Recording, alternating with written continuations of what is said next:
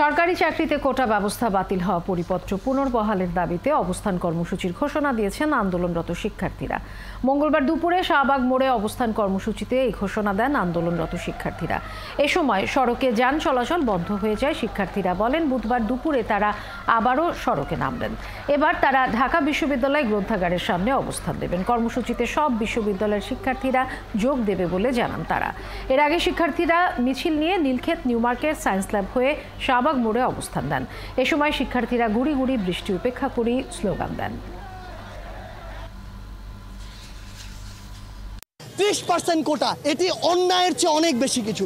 ঠিক এই জায়গায় আমাদের কনফ্লিক্ট, আমাদের কখনো মুক্তিযুদ্ধের সাথে কনফ্লিক্ট নয়, মুক্তিযোদ্ধাদের সাথে নয়, মুক্তিযুদ্ধের চেতনার সাথে নয়। সারা দেশে প্রায় 15টি পাবলিক বিশ্ববিদ্যালয় সহ বিভিন্ন জেলা শহরে বিভিন্ন কলেজের শিক্ষার্থীরা আন্দোলন করছে। আজকে একই সাথে কর্মসূচিগুলো পালিত হচ্ছে। 18 সালে যে পরিপত্র, সেই পরিপত্র যদি পুনর্বহাল করা হয় এবং কোটা নিয়ে যদি কোনো ধরনের ব্যবস্থা নিতে হয়, সেই পরিপত্র বহাল সাপেক্ষে কমিশন গঠন করে অনগ্রসর জনগোষ্ঠীর কথা বিবেচনা করে কোটা ব্যবস্থার পুনর্বণ্টন করা যেতে পারে।